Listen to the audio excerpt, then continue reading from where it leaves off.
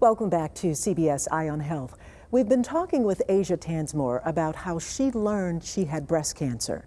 With us now to talk about her treatment is Dr. Helen Analo, a medical oncologist at Allegheny Health Network.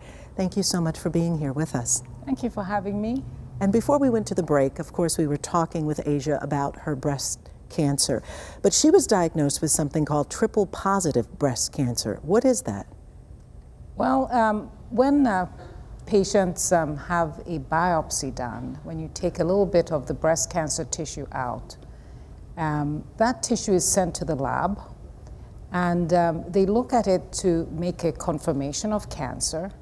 And in addition, we stain for 3 major proteins. And those proteins are the estrogen receptor protein, the progesterone receptor protein, and we look for what we call over-amplification of a protein called the HER2/neu. When you have those 3 proteins together, you're able to then classify the breast cancer into different types. So Asia's breast cancer had expression of all 3. One of those markers, the HER2/neu marker, does come with a more aggressive phenotype. So that was the main problem as far as her cancer was concerned. Otherwise, most cancers are estrogen-driven, about 70 to 80%. So long as they are not HER2/neu driven also, most patients will do really well. So this sounds like it was pretty aggressive. Yes, Yeah. This is an aggressive form of breast cancer. And what was the plan for her treatment then? Well, when Asia presented, she presented with a palpable lump, as she told you. This was a larger lump.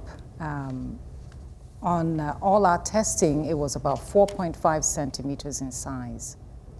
When you have these higher grade breast cancers present like this, a HER2 positive cancer with a larger tumor, the standard of care is usually to treat first with chemotherapy and what we call targeted therapy. The targeted therapy that is essential for these kind of cancers is one that blocks that HER2/neu driven pathway. Remember, we talked about how we stain for 3 different proteins. With 2 of those proteins, the estrogen and the progesterone receptor protein, we're really looking for the estrogen-driven pathway. Most breast cancers are estrogen-driven. With the HER2/neu pathway, blocking that pathway comes with a very aggressive phenotype, like we talked about, a tendency to grow, proliferate, and invade. When we're able to block that pathway using targeted therapy, we have been able to change the natural history of these breast cancers. So with Asia, our plan was to do chemotherapy with 2 targeted therapies against this, what we call the HER2/neu pathway. And those are 2 drugs, trastuzumab and a drug called pertuzumab.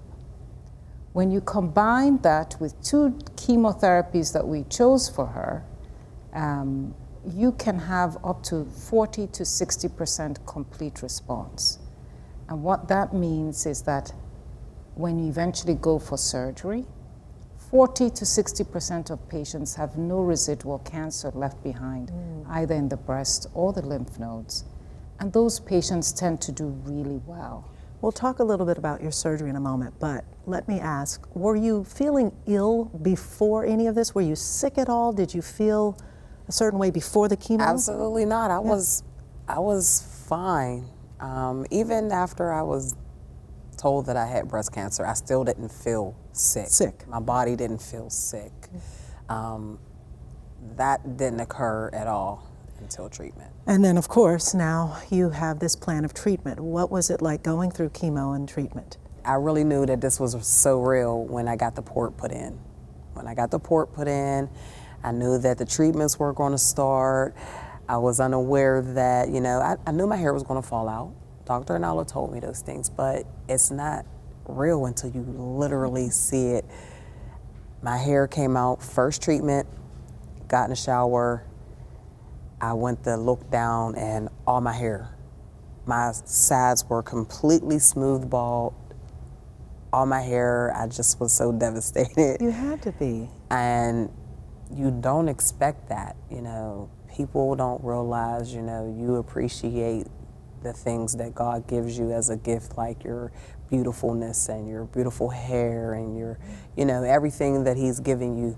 You appreciate that later, you know, and I'm kind of, you know, I was sad then that it took, you know, something like this to make me appreciate my inner beauty. How was she responding to the treatment? She did really well with treatment. She was highly, you know, highly driven. She kept working all through treatment. But like all treatments, she had side effects. And she had nausea.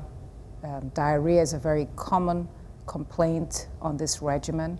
And Asia works in the security business, so that was a problem. But apart from that and the problems with low blood counts,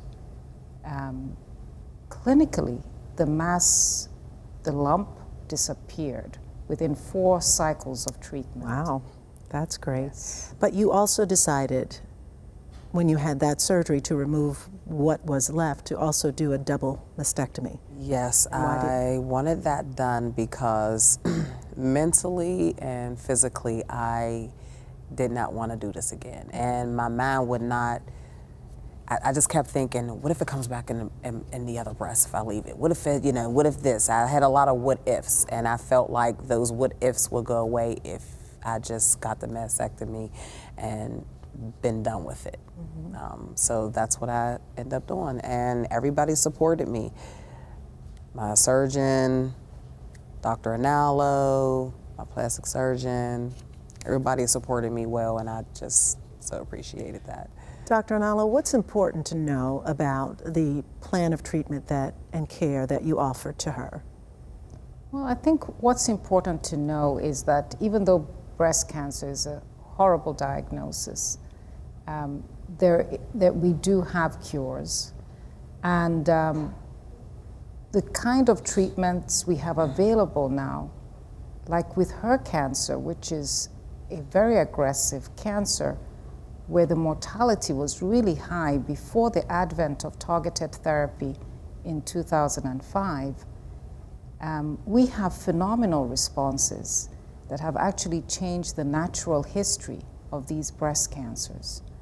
So Asia today is likely going to do really well based on the fact that we have such good treatment available now for these cancers. Wonderful, great. Well, there is so much more to talk about, and particularly now, life. Yes. Cancer-free. Yes. And we'll talk more about that when we return.